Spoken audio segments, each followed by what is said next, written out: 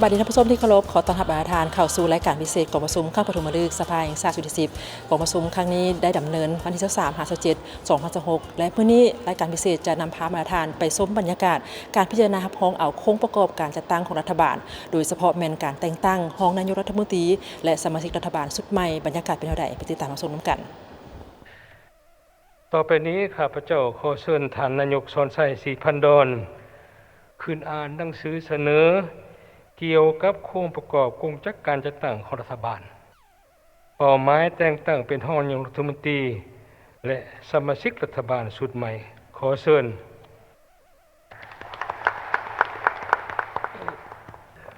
โดยปฏิบัติตามมาตรา 72 ของรัฐธรรมนูญแห่งสาธารณรัฐประชาธิปไตยสุดลาวฉบับเลขที่ 77 สภาแห่งชาติลงวันที่20 มีนาคม 2025และมาตรา 10 ในกฎหมายว่าด้วยรัฐบาลฉบับเลขที่ 03 สภาแห่งชาติลงวันที่ 16 พฤศจิกายน 2021จะได้กำหนดไว้มาฮอดเวลานี้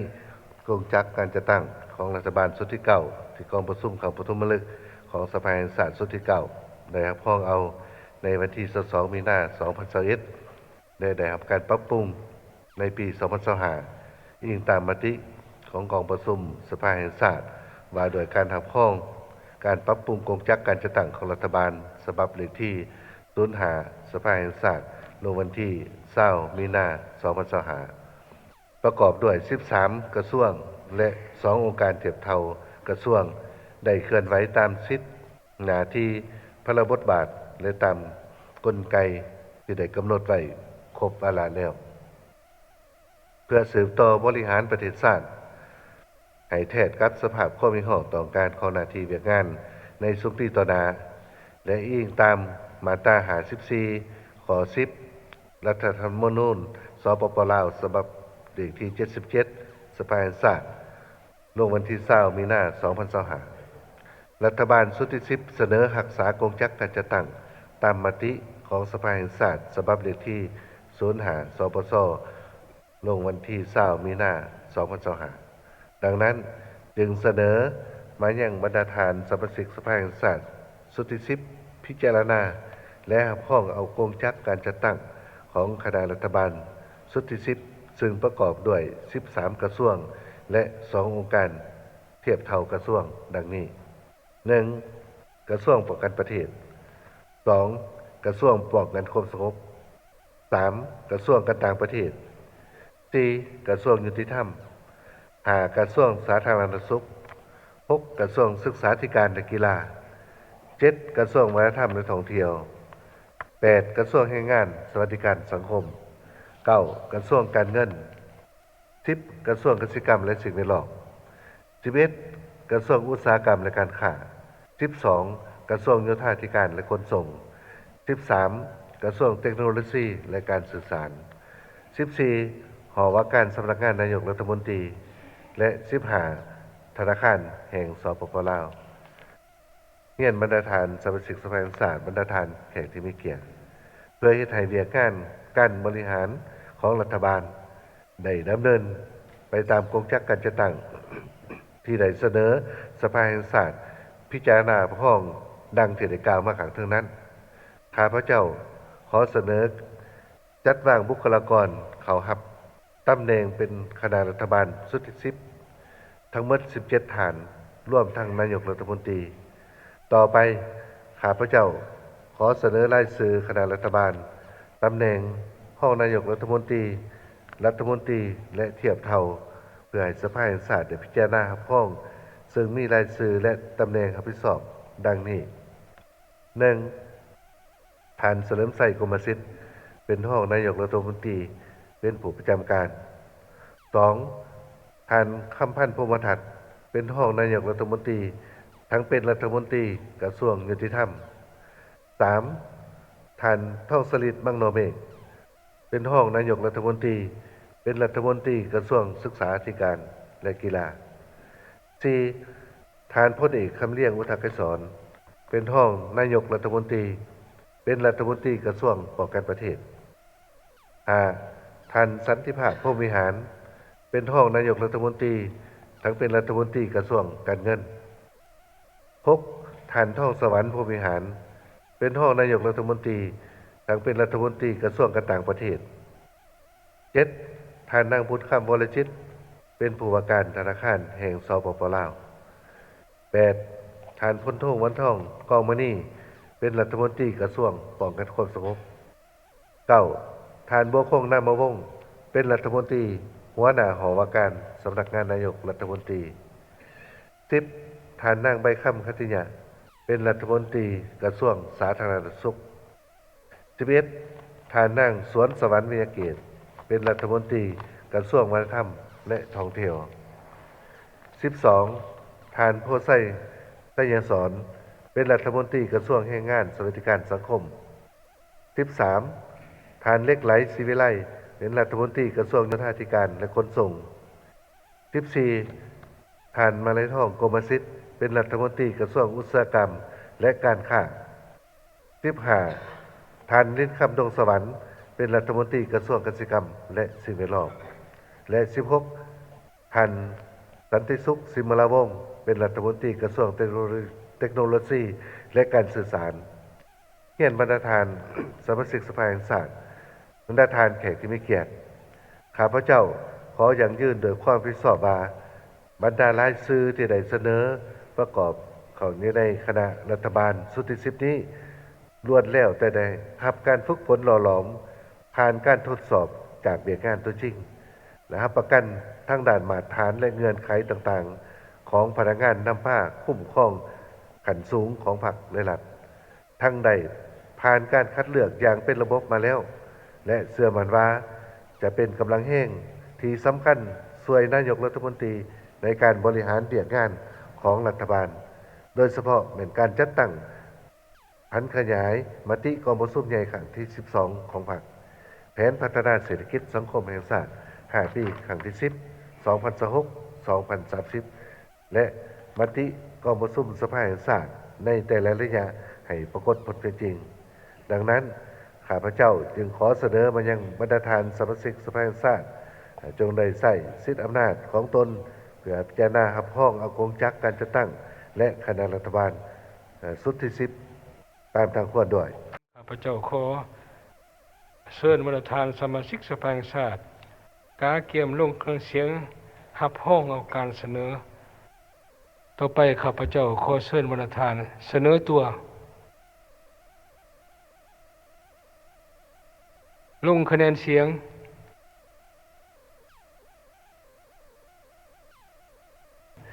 กองประชุมมีหน้าทั้งหมดผู้แทนทั้งหมดมีหน้านี่ว่า172ท่านเห็นดี172เท่ากับ 99.42% บ่เห็นดี1เท่ากับ 0.57% บ่เสียง0รวมทั้งหมด173ท่านถือว่าคะแนนเกือบเอกฉันท์ในการรับรองเอาจำนวนบรรดาท่านห้องนายกรัฐมนตรี6ท่านด้วยคะแนนหลายกว่าครึ่งหนึ่งเกือบเอกฉันท์ข้าพเจ้าขอให้กองประชุมตบมือชมเชย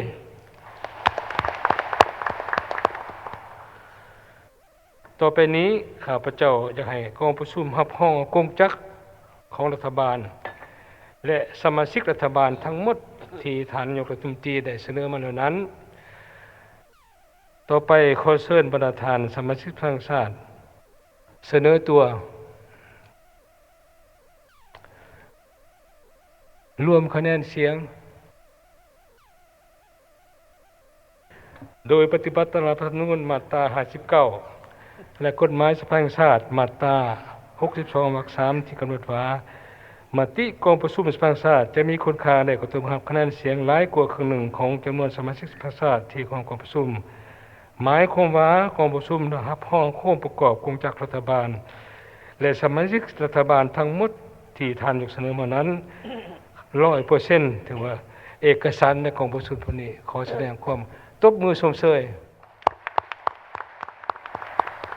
ท่านผู้ชมพร้อมเดียวกันนี้ก็ยังมีบรรยากาศของการพิจารณารับรองเอาการเลือกตั้งประธานศาลประชาชนสูงสุดหัวหน้าองค์การอัยการประชาชนสูงสุดและประธานองค์การกฎกาแห่งรัฐประธานองค์การตรวจสอบแห่งรัฐซึ่งบรรดาท่านที่ตามรับชมได้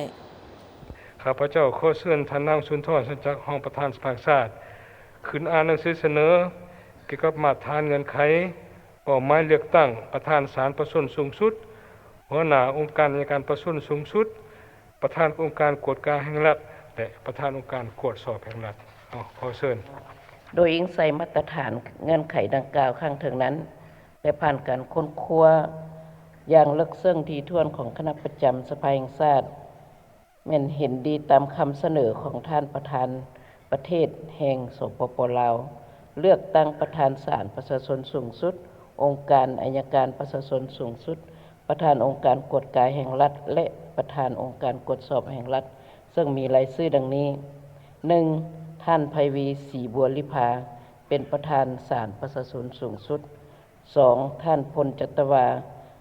นางลีวงศ์เลาลีเป็นหัวหน้าองค์การอัยการประชาชนสูงสุด 3. ท่านวันไซพองสวรรค์เป็นประธานองค์การกวดการแห่งรัฐ 4. ท่านเวียงทวีสรเทพจันทร์เป็นประธานองค์การกวดสอบแห่งรัฐดังนั้นคณะประจำสภาแห่งชาติจึงเสนอมายังกองประชุมครั้งปฐมฤกษ์ของสภาแห่งชาติสุดที่10เลือกตั้งบรรดาท่านดังกล่าวข้างถึงนั้นตามรัฐธรรมนูญและกฎหมายที่ได้กำหนดพระเจ้าขอเชิญบรรดาท่านสมาชิกสภาแห่งชาติลงคะแนนเสียงเลือกตั้งเอาท่านไพวีศรีบุรพาเป็นประธานศาลประชาชนสูงสุดต่อไปต่อไปนี้ขอเชิญประธานสมาชิกพรรคชาติกาเกียมเสนอตัวลงคะแนนเสียงหมายว่ากองประชุมของพรเลือกตั้งเอาทานประธานศาลประชาชนสูงสุดหลายกว่าครึ่งหนึ่งถือว่าเป็นคะแนนเกือบเอกฉันท์ผู้มีหน้าทั้งหมด172เห็นดี171เท่ากับ 99.7% บ่เห็นดี1เท่ากับ 0.58% รวม172ฉะนั้นข้าพเจ้าขอให้กองประชุมแสดงความตบมือชมเชยต่อไปนี้ข้าพเจ้าขอเชิญท่านไพวีศรีบุรพาขึ้นกล่าวรับหน้าที่ขอเชิญข้าพเจ้าขอแสดงความขอบใจอย่างจริงใจและรู้บุญคุณอย่างสูงมายังศูนย์กลางพรรคสภาแห่งชาติที่ได้มอบหมายความไว้วางใจและความเชื่อมั่นเลือกตั้งให้ข้าพเจ้าดำรงตำแหน่งเป็นประธานศาลประชาชนสูงสุดในครั้งนี้ข้าพเจ้ารับรู้อย่างลึกซึ้งว่านี้แม่นภารกิจอันมีเกียรติสง่าแต่ก็เต็มไปด้วยความรับผิดชอบอันหนักหน่วงเพื่อปกปักรักษาความศักดิ์สิทธิ์ของกฎหมายและความยุติธรรมให้แก่สังคมก็คือการปกปักรักษาระบอบประชาธิปไตยประชาชนและการสร้างรัฐที่ปกครองด้วยกฎหมายให้มีความเข้มแข็งขึ้นเทื่อละก้าว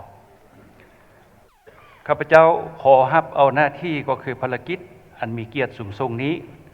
โดยจะทุ่มเททุกสติปัญญาเหื่อแหงเพื่อปฏิบัติหน้าที่ให้สมกับความมุ่งมั่นปรารถนาของพรรครัฐและความเชื่อมั่นของประชาชนอย่างสุดกกสุดปลายต่อคำคิดคำเห็นคำให้ขันหมั่นสัญญาของท่านประธานประชาชนสูงสุดตัวเวทีที่มีความหมายความสำคัญในเทอนี้พวกเราก็ยังยิงว่าศาลประชาชนสูงสุดภายใต้การนำพาเป็นประธานประธานศาลประชาชนสุดผู้ใหม่จะมีการหันเปลี่ยนที่นักแน่นขึ้นกว่าเก่ากองประชุมสภาแห่งชาติก็คือพอสมาชิกสภาแห่งชาติทั้งหมดจะสืบต่อให้การสนับสนุนช่วยเหลืออย่างเต็มความสามารถของตนขอบใจเอาต่อไปขอเชิญประธานกาเกียมเสนอตัวเพื่อลงคะแนนเสียงเลือกตั้งเอาทานนางพลตวานางลีวงศ์เลาลีเป็นอัยการประชาชนสูงสุดต่อไปเชิญบรรดาท่านสมาชิกสภาแห่งชาติเกียมเสนอตัว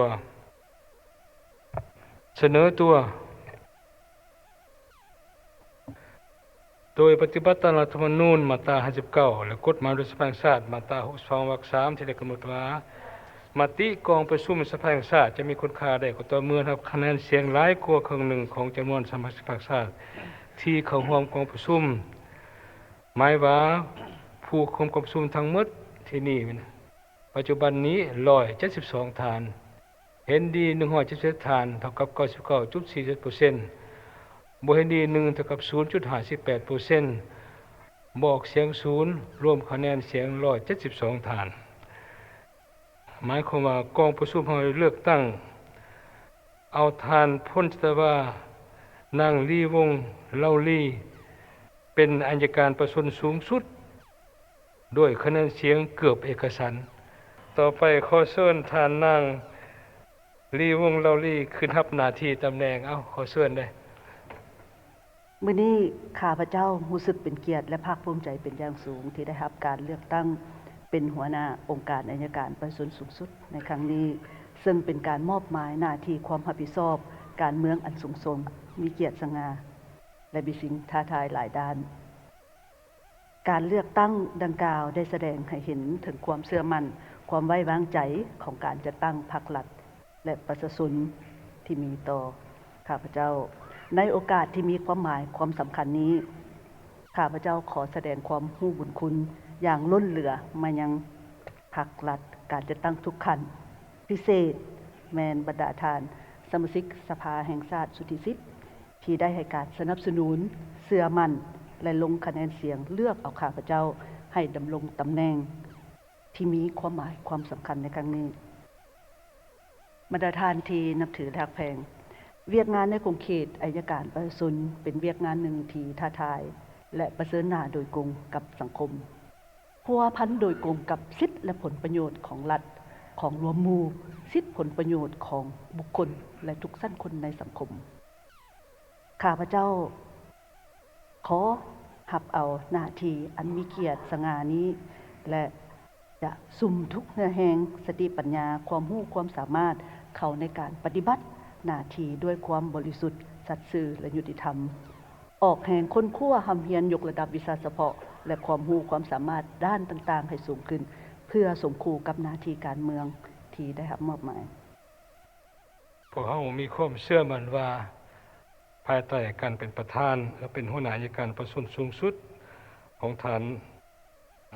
ลีวงเล่าลีจะสร้างอัยการประชาชนสูงสุดมีคุณภาพและมีการหันเปลี่ยนที่ดีขึ้นประกอบส่วนสำคัญในการปรับปรุงหน่วยงานยุติธรรมของพวกเราต่อไปต่อไปในข้าพเจ้าขอให้ประธานกาเกียมเสนอตัวเพื่อจะลงคะแนนเสียงเลือกตั้งเอาทานวันไส้พ่องสวรรค์เป็นประธานองค์การกวดกาแห่งรัฐเชิญเสนอตัว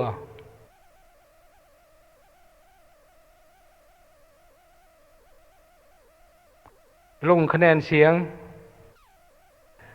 มาถึงปัจจุบันนี้สมาชิกสภาชาติมีหน้าทั้งหมด172ฐานเห็นดี170ฐานเท่า 99.4% บ่เห็นดี1เท่ากับ 0.58% บอกเสียง0รวมคะแนนเสียงทั้งหมดรวมทั้งหมด170ฐานหมายว่ากองประชุมเฮาเลือกตั้งเอาทานวันไส้พ่องสวรรค์เป็นประธานองค์การกวดกาแห่งรัฐด้วยคะแนนเสียงเกือบเอกฉันท์ขอแสดงความตบมือชมเชยต่อไปนี้ข้าพเจ้าขอเชิญท่านวันไส้พ่องสวรรค์ขึ้นเก้ารับหน้าที่ขอเชิญมื้อนี้ข้าพเจ้ารู้สึกเป็นเกียรติและมีความภาคภูมิใจเป็นยิ่ง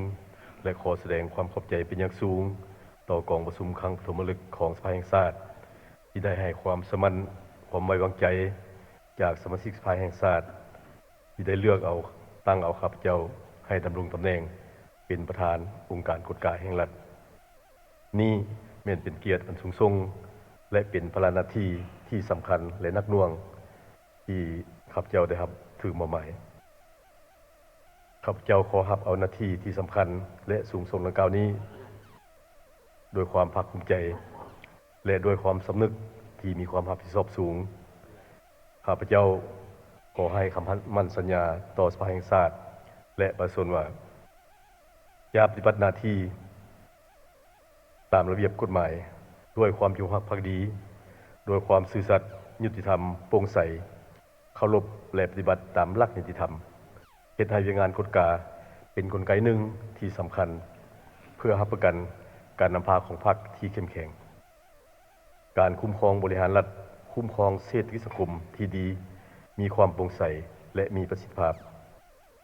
ต้านการทุจริตและการสอรัฐบังหลวงทุกรูปแบบ เพื่อปกป้องผลประโยชน์ของรัฐของรวมหมู่และผลประโยชน์อันชอบธรรมของประชาชนลาวบรรดาเผ่า ขอแสดงความขอบใจต่อคำคิดคำเห็นคำให้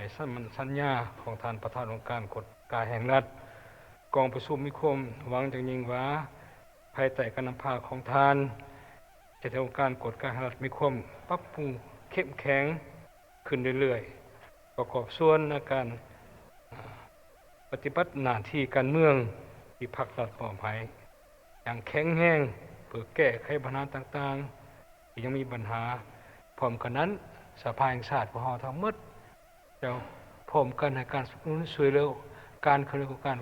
กฎการแห่งรัฐตามความสามารถตัวจริงที่ได้ที่เป็นประธานกองประชุมนี่อยากให้มาตรฐานสมาชิกสภาแห่งชาติกาเกียมเสนอตัวเพื่อลงคะแนนเสียงเลือกตั้งเอาทานประธานองค์การกฎสอบแห่งรัฐผู้ใหม่คือทานเวียงทิพย์สอนเทพประจันทร์เอาต่อไปนี้ขอเชิญประธานสมาชิกสภาแห่งชาติลงคะแนนเสียง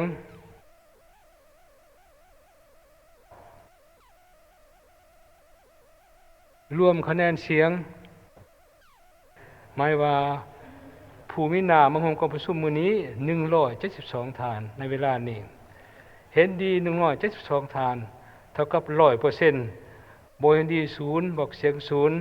0รวมคะแนนเสียง172ฐานหมายว่าพอได้ลงเสียงคะแนนเสียงเลือกตั้งเอาฐานเวียงสองเทพประจันทร์เป็นประธานองค์การกวดสอบแห่งรัฐด้วยคะแนนเสียง100%ขอแสดงความตบมือชมเชยต่อไปขอเชิญทานเวียงสอนเทพประจันทร์ขึ้นเก้ารับหน้าที่ตำแหน่งขอเชิญ ข้าพเจ้ารู้สึกภูมิใจและเป็นเกียรติอย่างสูงที่ได้รับการเลือกตั้งจากกองประชุมข้างปฐมฤกษ์ของสภาแห่งชาติสุดที่10ให้รับหน้าที่เป็นประธานองค์การกวดสอบแห่งรัฐอีก1 วาระ ข้าพเจ้าขอแสดงความขอบใจเป็นอย่างสูงมายังบรรดาทานสมาชิกสภาแห่งชาติที่ได้ให้ความไว้วางใจสนับสนุนเลือกเอาข้าพเจ้าให้สืบต่อนำพาสีนำการเคลื่อนไหวเวียกงานขององค์การกวดสอบแห่งรัฐข้าพเจ้าขอรับเอาหน้าที่ความรับผิดชอบอันสำคัญและมีเกียรติสง่าในครั้งนี้ด้วยความภาคภูมิใจเป็นอย่างสูงและจะสุมสติปัญญาเหือแห้งในการนำพาสีนำเวียกงานขององค์การกวดสอบแห่งรัฐโดยความตั้งหน้าเพื่อให้สมคู่กับความไว้เนื้อเสือใจการมอบหมายของบรรดาท่านผู้แทนกองประชุมในครั้งนี้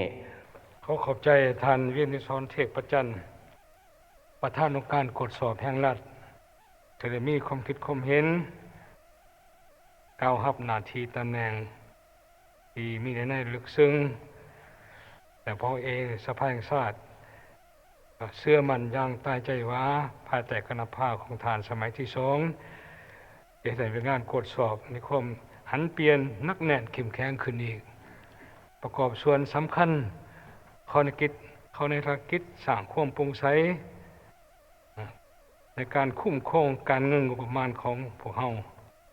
และประกอบส่วนสำคัญในการสร้างสาพัฒนาประเทศชาติของพวกเราต่อไปท่านผู้ชมที่เคารพในวาระของการดำเนินกองประชุมข้างปฐมฤกษ์ครั้งนี้ท่านสอนใจศรีปันดรนายกรัฐมนตรียังได้ขึ้นรายงานเกี่ยวกับแผนพัฒนาเศรษฐกิจสังคมแห่งชาติ5 ปีครั้งที่10ก็คือปี 2026-2030 บรรยากาศจะเป็นเช่นไรไปติดตามรับชมกันพอจะได้พิจารณารับห้องออกบทรายงานของรัฐบาลเกี่ยวกับแผนพัฒนาเศรษฐกิจสังคม5 ปีครั้งที่10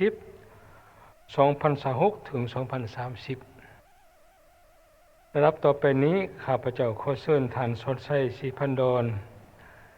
นายกรัฐมนตรีขึ้นรายงานเกี่ยวกับแผนการเศรษฐกิจสังคม5 ปีครั้งที่10ใช้เวลา50 นาทีขอเชิญเป็นทิศทางแผนพัฒนาเศรษฐกิจสังคมแห่งชาติ5 ปีครั้งที่10 2026-2030 ในสุปีต่อหน้าขาดคะเนว่าสภาพการของโลกและภาคพื้นจะสืบต่อมีการ เปลี่ยนแปลงไปอย่างไวว่าและขาดเดาได้ยาก ในนั้น ไทยยังร่วมเหมือนสันติภาพการร่วมมือ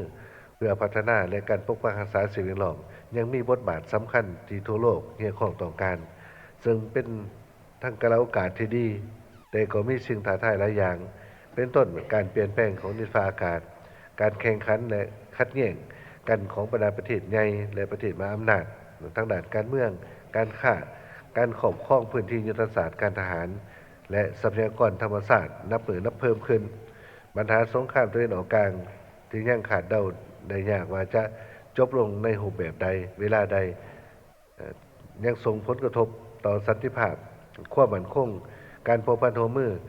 และการพัฒนาเศรษฐกิจสังคมแห่งชาติของบรรดาประเทศในโลกรวมทั้งสปป.ลาวของพวกเราโดยเฉพาะแม่นการขาดแคลนและราคาน้ำมันเสือไฟเหมือนเพิ่มสูงขึ้น ซึ่งจะให้ราคาสินค้าค่าบริการเพิ่มขึ้น และจะสร้างความกดดันให้แก่อัตราเงินเฟ้อและจะกระทบต่อค่าครองชีพของประชาชนโดยรวมอิงใส่ท่าแห้งและกระโอกาสในสิ่งท้าทายของประเทศเฮาและสภาพการของภาคพื้นและสากลที่ได้กล่าวมาข้างเทิงนั้นรัฐบาลเห็นว่าเพื่อรับประกันให้เศรษฐกิจของพวกเฮามีเสถียรภาพสังคมมีความสงบพวกเฮาจะต้องมีวิสัยทัศน์ยุทธศาสตร์และแผนพัฒนาในแต่ละระยะฉะนั้นก่อนจะเข้าเนื้อในแผน5ปีการที่10ข้าพเจ้าขอเสนอเนื้อในวิสัยทัศน์หรือยุทธศาสตร์ดังนี้อันที่1วิสัยทัศน์ถอด2055ของสปป.ลาวปี2055แม่นปีครบรอบ100ปีวันสร้างตั้งพรรคประชาชนปฏิวัติลาวสปป.ลาวจะสู่ส้นพัฒนาประเทศให้ยับใกล้เข้าประเทศที่มีรายรับสูงประชาชนทั้งมีพระสุขสังคมมีความสามัคคีเป็นปึกแผ่นประชาธิปไตยยุติธรรมและศรีวิไลเศรษฐกิจขยายตัวอย่างว่องไวและเข้มแข็งยืนยงเป็นเจ้าตนเองและมีการเสริมจอดกับภาคพื้นและสากลอย่างมีประสิทธิผลเศรษฐกิจดิจิทัล เศรษฐกิจสีเขียวเศรษฐกิจหมุนเวียนแนวการพัฒนาอย่างแข็งแรง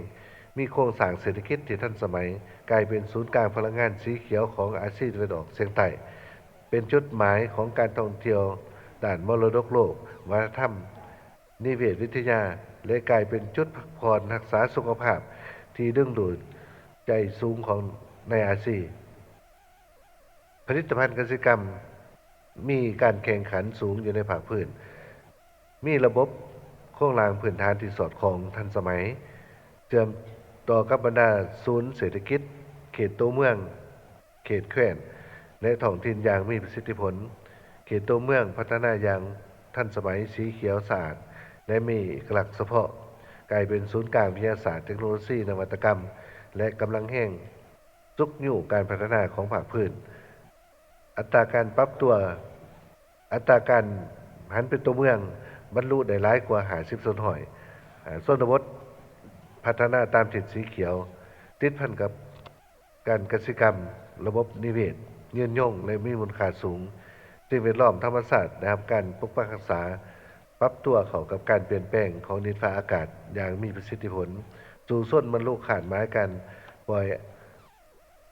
ถาดไอเฮือนแก้วให้เป็นศูนย์ตามขาดหมายของสากล2ยุทธศาสตร์พัฒนาเศรษฐกิจสังคม10 ปี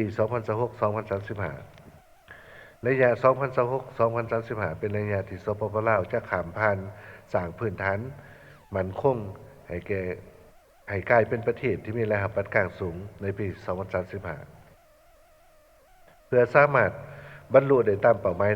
ดังกล่าวนั้นอยู่ในยุทธศาสตร์พัฒนา10 ปี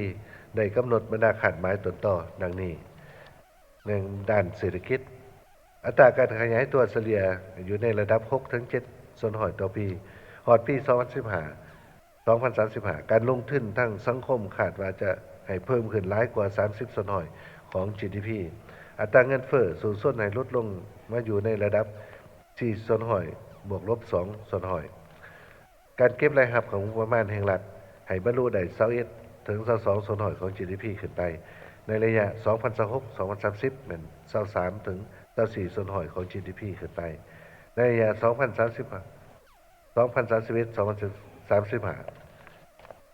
ดุลงบประมาณคาดว่าจะเกินดุล1ส่วนห้อยของ GDP ในระยะ 2026-2030 และขาดดุลบ่ให้เกิน3ส่วนห้อยของ GDP ในระยะ 2031-2035 ฮอดปี 2035 ลดผ่อนหนี้สินสาธารณะลงมาอยู่ในระดับ 50-60 ส่วนห้อยของ GDP และหนี้สินต่างประเทศให้เหลือในระดับ 40-45 ส่วนห้อยของ GDP ด้านสังคมฮอดปี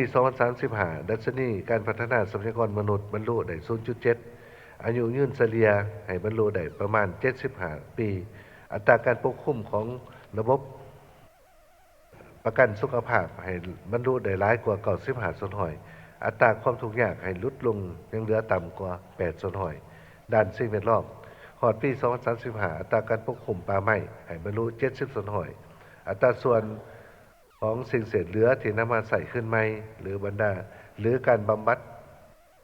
ตามมาตรฐานสิ่งแวดล้อมให้บรรลุได้ 60-70 ส่วนห้อย อัตราส่วนของประชากรที่สามารถเข้าถึงน้ำสะอาดให้บรรลุได้หลายกว่า95ส่วนห้อย และเป็นที่3เป็นทิศทางแผนพัฒนาเศรษฐกิจสังคมแห่งชาติ5ปีครั้งที่10ในแผน5ปีครั้งที่10เป็นแผนสืบต่อพัฒนาประเทศให้หลุดพ้นออกจากสถานภาพด้อยพัฒนาอย่างมีคุณภาพในโรงเรียนปฏิบัติเป้าหมายการพัฒนาแบบยืนยงฮอดปี 2030 ของสหประชาชาติมติ 04 ของกรมการเมืองสุขภาพว่าด้วยการสร้างเศรษฐกิจเอกราชเป็นเจ้าตนเองพันขยายมติกองประชุมใหญ่ครั้งที่ 12 ของพรรคและโครงการการเมืองฉบับที่ 3 ของพรรควิสัยทัศน์ 2055 และยุทธศาสตร์ 10 ปี 2026-2035 ซึ่งมีคำขวัญยกสูงจิตใจมุ่งมั่น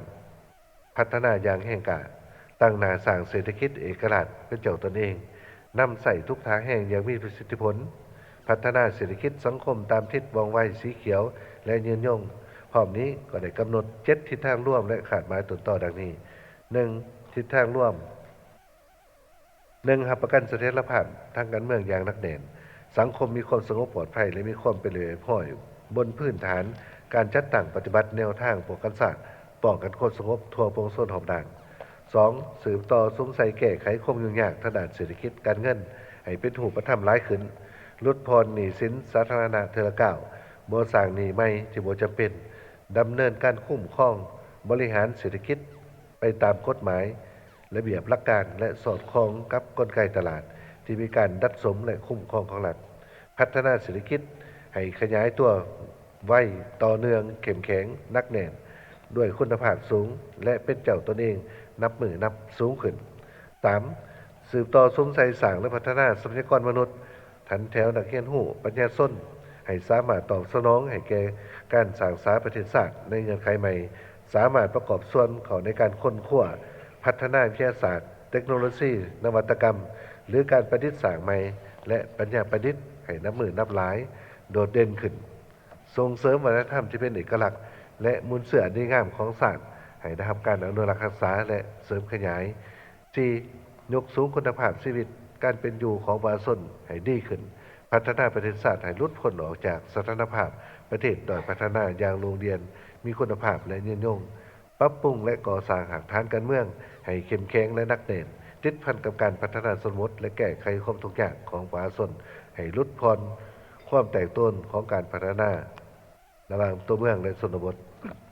5. พัฒนาเศรษฐกิจสังคมไปพร้อมๆกับการปกปักรักษาสิ่งแวดล้อมอย่างสมส่วนตามทิศสีเขียวและยืนยง 6. เคลื่อนไหวเวียงงานต่างประเทศอย่างเป็นเจ้าการและตั้งหน้ากว่าเก่าได้รับความเชื่อมั่นและการสนับสนุนช่วยเหลือจากเพื่อนมิตรบทบาทอิทธิพลพ้นเด่นขึ้นอยู่ในเวทีภาคพื้นและสากล 7. ยกสูงประสิทธิภาพประสิทธิผลในการคุ้มครองรัฐคุ้มครองเศรษฐกิจสังคมตามทิศสร้างรัฐที่ปกครองโดยกฎหมาย 2. ขาดหมายต้นต่อ1หน่อยขาดหมายด้านเศรษฐกิจ1เป็นสู่ส้นให้ GDP ในระยะ5ปีขยายตัวเฉลี่ย6ส่วนห้อยขึ้นไป GDP เฉลี่ยต่อหัวคนให้ได้ 3,104 ดอลลาร์สหรัฐและ GNI ต่อหัวคนให้ได้ 2,914 ดอลลาร์สหรัฐในปี 2030 สู่ส้นเก็บรายรับของงบประมาณให้ได้ 554,400 ตื้อกีบเท่ากับ 20.95 ส่วนห้อยของ GDP ขึ้นไปรายจ่ายงบประมาณอยู่ในระดับ 528,400 ตื้อกีบ เท่ากับ 19.96 ส่วนหอยของ GDP และเกินดุลงบประมาณ 26,000 ตื้อกีบเท่ากับ 0.98 ส่วนหอยของ GDP สู่ส่วนลดพรหนี้สาธารณะให้อยู่ในระดับต่ำกว่า 70 ส่วนหอยของ GDP รับประกันเสถียรภาพด้านเงินตราโดยควบคุมอัตราเงินเฟ้อให้อยู่ในระดับ5นิ่งติ่งบ่เกิน 2% ข้างสำรองเงินตราต่างประเทศให้สามารถกุ้มการนำเข้า5เดือนขึ้นไปคุ้มครองการส่งออกนำเข้าผ่านระบบธนาคารและให้นำเงินตราต่างประเทศจากการส่งออกเข้ามาให้ได้อย่างน้อย75ส่วนหอยสู่ส่วนระดมการลงทุนให้ได้ 636,178 ตื้อกีบเท่ากับ24ส่วนหอยของ GDP และก็สู่ส่วนการผลิตข้าวให้ได้4ล้านต้นต่อปีการส่งออกผลิตภัณฑ์กสิกรรมปลาไม้ให้ได้ 1.9 ตื้อดอลลาร์สหรัฐต่อปีโดยเรื่องดูดนักท่องเที่ยวต่างประเทศใน5ปีให้ได้22ล้านเท่าคนต่างรายรับประมาณ8ตื้อดอลลาร์สหรัฐสู่ส่วนผลิตกระแสไฟฟ้าให้ได้ 333,562.60 ล้านกิโลวัตต์โมงและมูลค่าผลิตและปรุงแต่งแร่ธาตุให้ได้ 284,432.8 ตื้อกีบ2หน่อยขาดไม้ทางด้านวัฒนธรรมสังคมสู่ส่วนเฮ็ดให้อัตราการเข้าเรียนของเด็กอายุ5ปีบรรลุได้90ส่วนหอยอัตราการประละการเรียนของนักเรียนชั้นมัธยมต้นบ่ให้เกิน8ส่วนหอยจำนวนนักศึกษาที่เรียนจบอาชีวศึกษาและอบรมวิชาชีพตามหลักสูตรทางการบรรลุให้ได้50,000 คนสู่ส่วนให้อัตราการตายของเด็กเกิดใหม่ให้ต่ำกว่า10คนใน 1,000 คนเด็กน้อยที่เกิดมีชีวิตอัตราการตายของเด็กน้อยรุ่ม5ปีให้ต่ำกว่า25คนต่อ 1,000 คนเด็กน้อยเกิดมีชีวิตสู่ส่วนพัฒนาฝีมือแรงงานให้ได้ 650,000 คนและการจัดหาเวียกเกิดงานทำเข้าสู่ตลาดแรงงานภายในและต่างประเทศให้ได้ 411,000 คนสู่ส่วนให้อัตราความทุกข์ยากลดลงยังเหลือ1ตัวเลขสร้างครอบครัวพ้นทุกข์ให้ได้หลายกว่า 100,000 ครอบครัวลดผ่อนอัตราเด็กน้อยรุ่ม5ปีที่ขาดสารอาหารกระทันหันให้ยังเหลือ5ส่วนหอยของประชากรเป้าหมายสู่ส่วนเสนอแหล่งมรดกอุทยานแห่งชาตินากายนำเทินให้เป็นมรดกโลกเสาหินตั้งแขวงหัวพันและธาตุอีหั่งเขาเป็นบัญชีสำรองมรดกโลกขององค์การยูเนสโกสู่ส่วนเสนออาหารลาบเนาะพิธีสู่ขวัญการแห่ปูเยื่อยาเยื่อบุญปีใหม่ลาวข้าวต้มข้าวหลามเขาเป็นมรดกวัฒนธรรมนามธรรมของมวลมนุษย์3หน่อยมันขาดไม้ด่านสิ่งแวดล้อมสู่ส่วนที่ไทยเหนือที่ป่าไม้ปกคลุม65ส่วนหอยของทั่วประเทศสู่ส่วนการขึ้นทะเบียนออกใบตาดินอยู่นอกเขตดินป่าไม้ที่ยังบ่ทันสำเร็จให้ได้ 150,000 ตอนลดผ่อนการปล่อยและเพิ่มการดูดซับอ้ายเฮือนแก้วให้ได้60ส่วนหอยเทียบใส่ระดับการปล่อยปกติอัตราการนำใส่พลังงานสะอาดในพาหนะขนส่งให้ได้อย่างน้อย30ส่วนหอยของยานพาหนะทั้งหมดขยายตารางสถานีอุตุนิยมอยู่บรรดาเมืองที่ยังบ่ทันมีให้ได้35แห่งขยายตารางสถานีอุทกศาสตร์ในเขตที่มีความเสี่ยงภัยน้ำท่วมให้ได้25แห่ง4หน่อยเป็นขาดไม้ด้านการร่วมมือและการเสริมโยงกับสากลก็สร้างปรับปรุงยกระดับเส้นทางหลวงแห่งชาติที่เป็นเส้นทางหลวงของอาเซียนตามแนวเศรษฐกิจให้สามารถรับน้ำหนักรถบรรทุกได้11ตันต่อเผ่าให้ได้ 1,450 กิโลเมตรในนั้นสู่ส่วนให้ภาคเอกชนมีส่วนร่วมด้วยรูปแบบ OBPRC ให้ได้ 1,000 กิโลเมตรลดผ่อนเวลาการออกอนุญาตอย่างยืนการนำเข้าและส่งออกสินค้าให้ได้40ส่วนหอยในปี 2030ส่งออกสินค้าภายใต้สิทธิพิเศษทางการค้ากว่า45ส่วนหอยของมูลค่าการส่งออกทั้งหมดอันที่หาน้อยแม่นขาดไม้ด้านการปกครองการบริหารรัฐและเวียกงานยุติธรรมสู่ส้นสร้างแขวงเป็นหัวหน่วยยุทธศาสตร์ให้ได้3แขวงสร้างเมืองเป็นหัวหน่วยเข้มแข็งหอบด้านให้ได้18เมืองและสร้างตั้งตาแสงให้ได้6ห้อย17ตาแสงสร้างตั้งศูนย์บริการผ่านประตูเดียวอย่างน้อยให้ได้35ศูนย์ สู่ส้นตัดสินคดีอาญาให้ได้90 ส่วนห้อยขึ้นไปคดีแพง75 ส่วนห้อยขึ้นไปของคดีทั้งหมดเพื่อปฏิบัติ7ทิศทางร่วมและบรรดาขาดหมายต้นต่อของแผนพัฒนาเศรษฐกิจสังคมแห่งชาติ5 ปีครั้งที่ 10รัฐบาลได้กำหนด6เป้าหมายใหญ่และบรรดาเวียกจุดสูงโครงการหลวงบุรสิทธิ์ทั้งหมด230 โครงการข้าพเจ้าขอยกให้เห็นโครงการจำนวนหนึ่งส่วนรายละเอียดทั้งหมดนั้นมันอยู่ในมีเอกสารซ้อนท้ายที่ได้แจกจ่ายให้บรรดาทานไปแล้วเป้าหมายที่ 1สร้างเศรษฐกิจเอกราชเป็นเจ้าตนเองโดยการนำใส่ท่าแห้งเพื่อให้ไทยเศรษฐกิจมีเสถียรภาพขยายตัวต่อเนื่องมีคุณภาพมั่นเที่ยงและยืนยงมี6แผนเวียกจุดสูง 1. นำใส่ท่าแห้งและยู่แห้งเศรษฐกิจให้ขยายตัวอย่างต่อเนื่องมีความเข้มแข็งและมีคุณภาพสูงขึ้น 2. พัฒนาเศรษฐกิจมหาภาคให้มีความเข้มแข็งและมั่นเที่ยง 3. ยกสูงประสิทธิภาพการลงทุนให้มีคุณภาพและมีผลผลิตสูง